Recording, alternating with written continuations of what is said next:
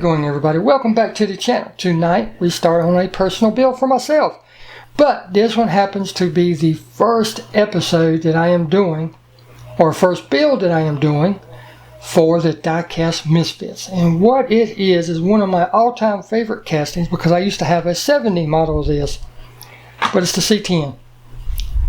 We'll get right to it.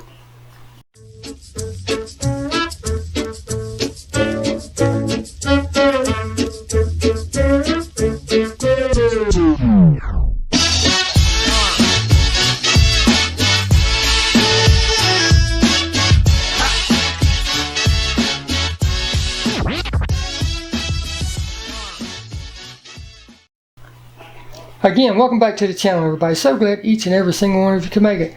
This is the first build that I am doing for the new group, Diecast Misfits.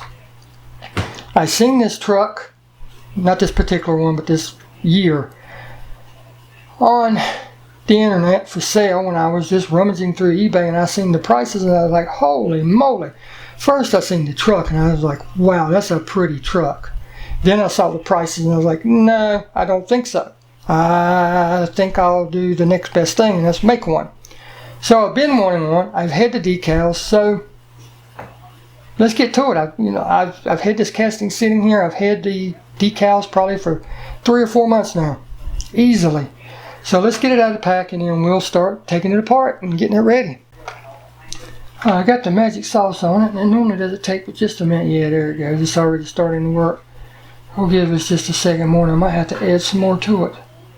I'm really not concerned with the blister because it won't be going back in it. Like I said, it's a personal build for me. But, I like to save them just in case. I might want to use this for photographs at the end or something, showing what it would look like as a gift back inside the pack or whatever. I don't know. I just have a tendency to always save them until I get done with the car anyway. But yeah, there's that. Let me prop this open so it doesn't seal itself. And this is just a beautiful casting to start with. I love this blue paint job. I mean, it is just sharp. Sharp, sharp, sharp. And it is an excellent roller. And that was me, that wasn't the truck. Got the chrome interior and everything, but we'll take a closer look at that here in a second. But yeah, now let's get her apart. Now I wanted to tell you this before I drill this apart. If you look, the post is directly under that fuel cell. Now I'm going to go ahead and tell you, because I've drilled one of these apart before, you only want to take enough off to start with, just enough to get this plastic base off of any of them, even if it's a metal one. Drill just enough to get that off, because you're going to be surprised at how short that is. I mean, it is super duper short. I'll get it drilled apart and show you. But here you go, everybody. Let me get my bit in. Here's what I was telling you. You only have that much room, which is about half the distance of that bit when it's pushed all the way up in there, to put a screw. The front, you have plenty of length, plenty of room. But that rear, you can see how short it is. I got my drill bit pushed up in there as far as I can go, and you can see that would be, if I went that whole bit, it would poke out. So I just wanted to make you aware of that. Alright, there you go. I've got these drilled out now. As you can see, that's how long my drill bit is, and I went in roughly just over half of the drill bit. I could go just a hair more, but you really don't know how soft that metal is going to be when you get up there. It could just blow right out the back. So I'm going to stop with that. I got to put the screws in it, and then this bad boy needs to go into the stripper.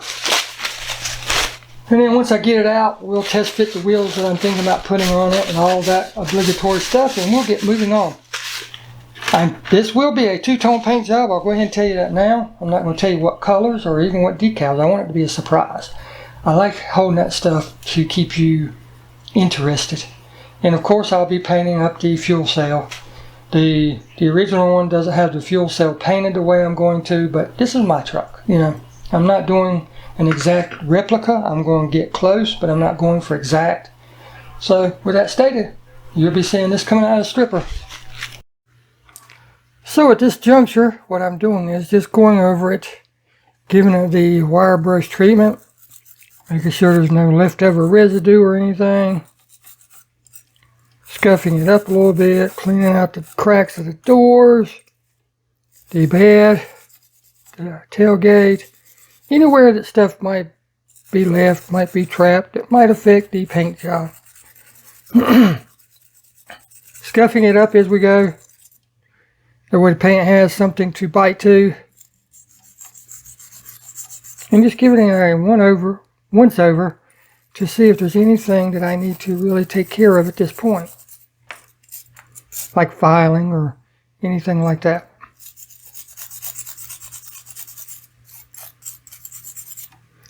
And to be honest about it, it looks like it's in fairly good shape. I got to file a little bit right there because you can see there's a casting, well not a casting line, but it's really rough. So I'm going to file that off. The sides of the bed feel fairly smooth. There's one little doodad right there I need to file off. So let's do that real quick. Does it take just a second, not a lot of work involved, just a light filing to get rid of it. And if it leaves any marks, you can go back and hit it with some sandpaper.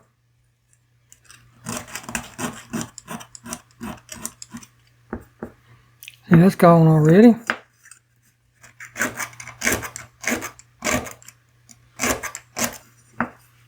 That's nice and smooth now.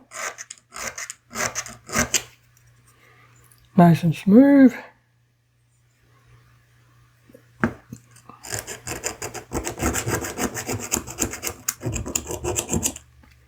Now I'm not looking for perfection, excuse me, because the paint job that we're going to be putting on this doesn't require perfection like a Spectre Flame paint would.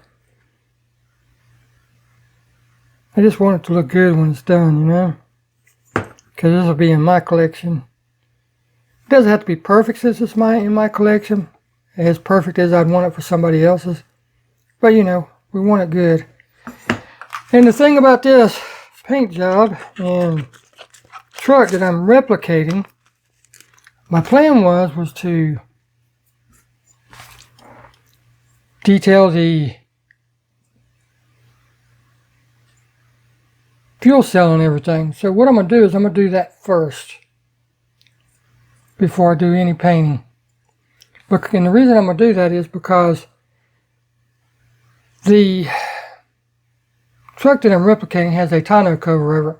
So once I put that cover over it, the only way I'll be able to get to it is from the bottom. And I don't want to have to try to paint up under here. And I don't want to put the tonneau cover on last. I want it to all match and all look good. So let's make the tonneau cover. Now I'm just going to be using this thin polystyrene. I don't need anything thick for this because it's going to be pretty sturdy once it gets glued on anyway. I don't need anything really thick for this. So that's what I'm going to be using. Now there's a couple ways to do this, and I'm not going to say one way is better than the other. Alright, finally getting everything together that I need. Man, move this real quick. Sorry. Now the tonneau cover that I'm going to make, I'm just going to use this really thin styrene because once it goes on the truck, it's not going to, it'll become pretty stiff anyway. So I don't need anything real thick. Now there's a couple ways you could do this. You can take it, put it on there, flip it over, and try to draw the outline of the truck bed.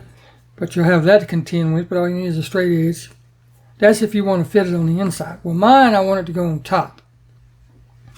Again, I want it to be on there like such because it's real thin, and I'm even going to taper the edges with some real fine sandpaper to give it a bought look to it. But it's going to be super small, it's going to be super fine, and that's going to be the way it looks. So for that, all I need to do is measure it. I really don't even need to go through a lot of trouble.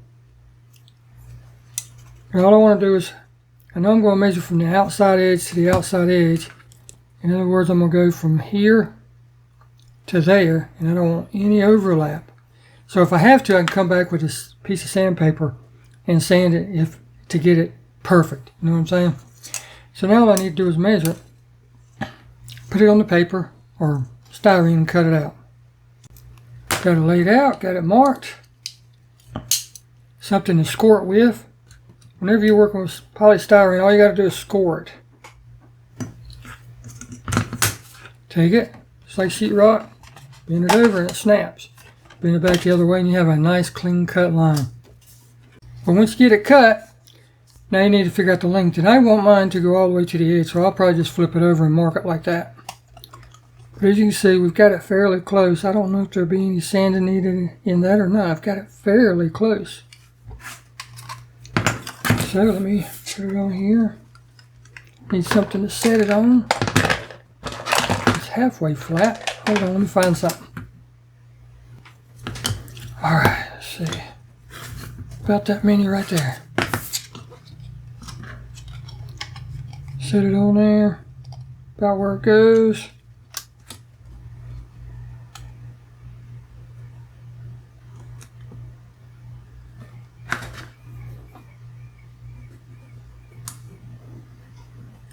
Mark it and cut it. And if you mess up, you can probably get 3 more out of this. So same deal, just score it. And you'll learn as you do this if you want to be on the inside of the line, the outside of the line, or directly on the line. So let's see what we end up with. That right there is very, very close. Look how close that is. So what I'll do is I'll glue that in place and then sand that. But what I want to do now is make sure that the glass will still fit in it without any issues. So I'm going to take the glass, I'm going to put in it, hold it in there, put that on there, and yeah, no issues at all. So that'll work out perfect.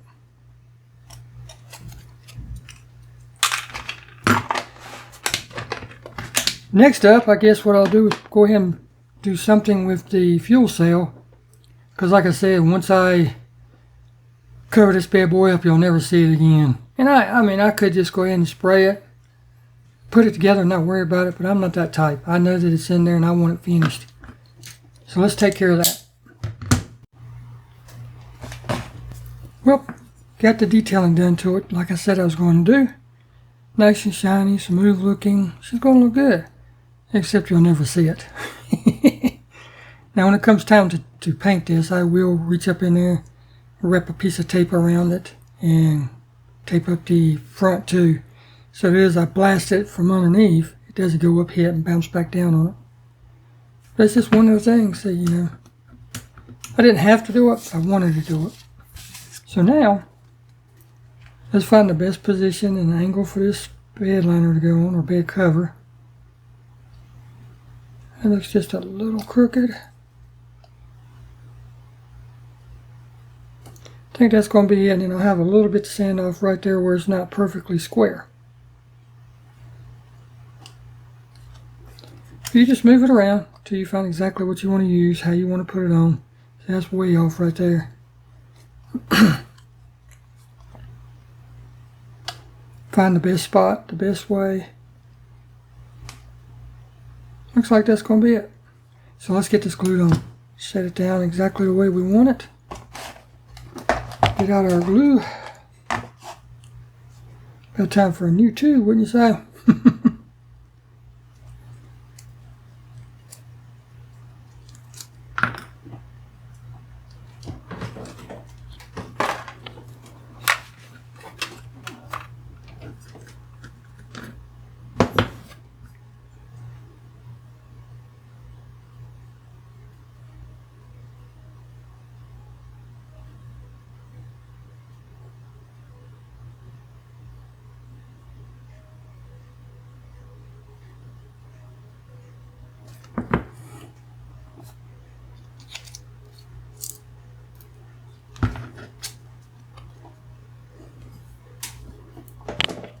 Sorry, trying to get it where you see.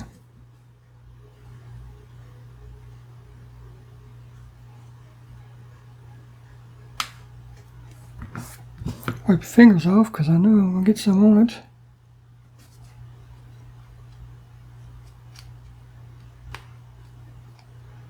And there we go. Look at that. Perfect.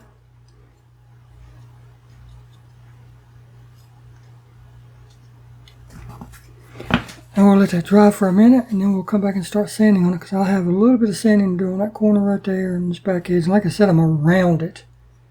Round the edge just a little bit so it's not so rough and sharp.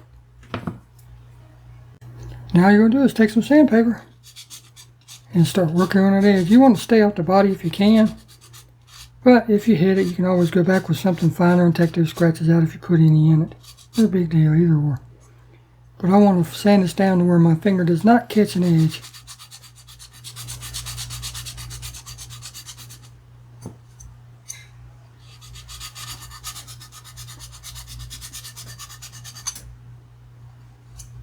Almost there. I'll go. Now I'm going to go around and do the whole thing, rounding that edge like I said, sanding off any super glue that I can see. Alright, you ready for this? Here we go. Ta-da! If you look at that bed going down the sides, you can see how I rounded over the edge of the tonneau cover. Hopefully that's coming in. You can see how I rounded it. And I rounded it on the back also. Funny how this thing don't want to focus sometimes, but sometimes it does. Crazy thing. But yeah, it's all rounded, nice and smooth. Now I'm going to take it outside. I've done cleaned it, degreased it, cleaned it. Now I'm going to take it outside and hit it with some adhesive promoter. That way when I go to paint it, even though the paint that I'm going to be using has promoters and stuff in it, it'll stick that much better. Alright, we're going to try to get this done before the rain comes. It rained earlier, but it is looking like it's going to rain again. I'm using white sealer for this because I want the color to really pop. Alright, it's paint time for the truck. So, here's the base. I've got it coated in the adhesive promoter as well as the truck, and I've got the truck taped off. White Autoborn sealer, pour it in. Test spray, spraying out good. And it seems counterintuitive, the step that I'm doing right now, but this base is going to be hit with candy blue. So I normally do black and silver, followed up by the candy color. But for this one, I want a different color blue. I'm trying to get the color blue to match as close as I can. I don't want it to be exact, but I do want it to be close. So that's why I'm painting the base white, as well as the body. The body's going to be white also. You can see I've got it taped off. Make sure it's taped down, pushed down real good. And let's spray away. Oh, I need to tape up that. Whew, that was a close one. You guys almost forgot to remind me to tape up the fuel cell. Let's rub over tape, make sure it's pushed down good. Everything looks okay. You know how it is after you paint, you find something where it didn't do just right. But here we go.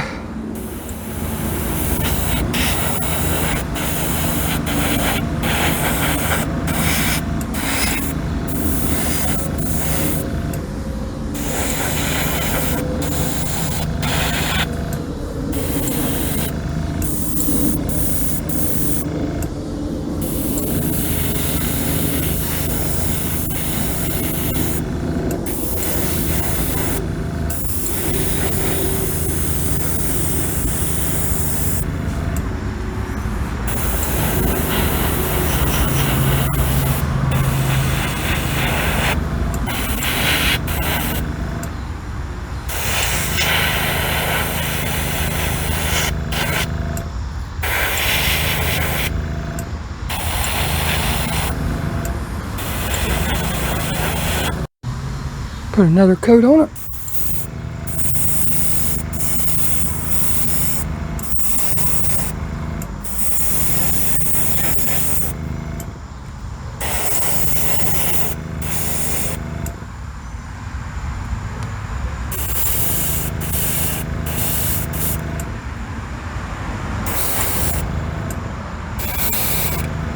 Trying to get all the angles.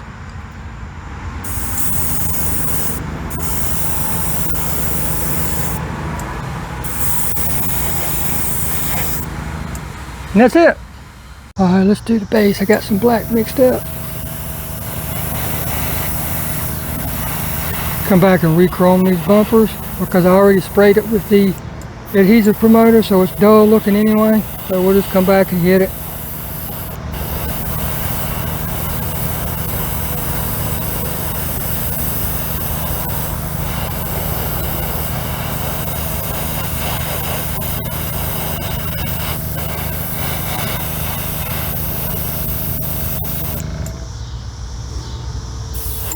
I'm going to go ahead and spray the front too. Like I said, I sprayed it with the adhesive promoter.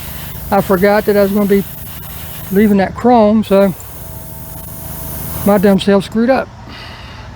Let that sit for a few minutes and put another coat on. Finish spraying the inside.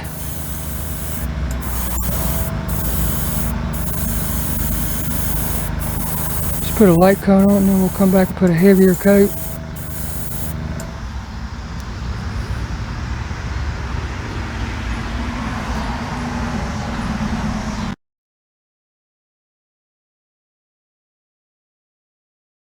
Doing custom Hot Wheels is so much fun. Nothing ever goes wrong. Oh, it's so easy.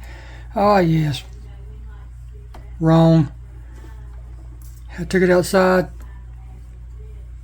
taped it off, sprayed the black.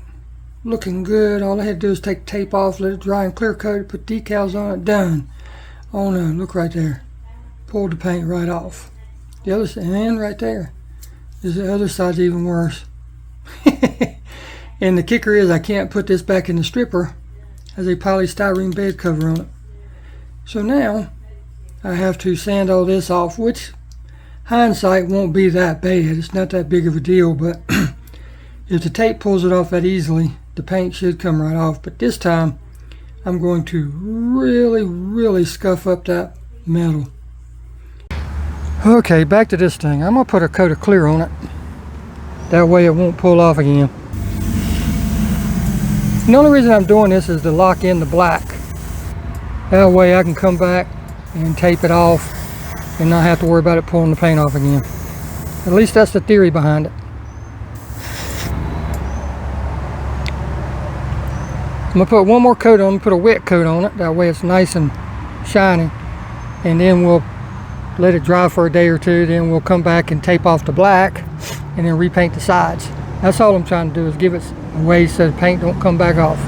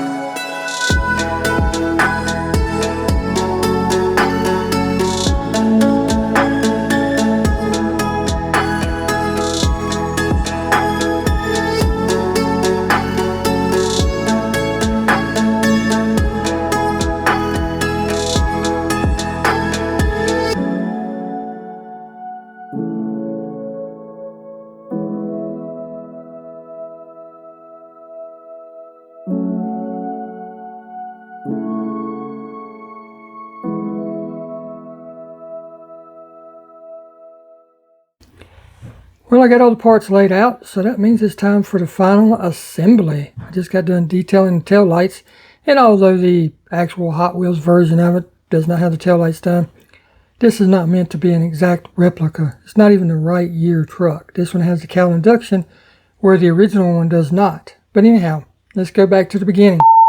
This is what we started with. It's a very, very nice truck.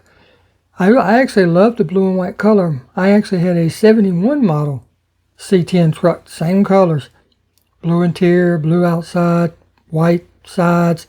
Beautiful, beautiful truck. I really love that truck. I hated I ever got rid of it. But with that stated, you know, we always as customizers think we can do a little bit better. So with that being stated, I'd like to thank you all for watching. Thank you for going through this process.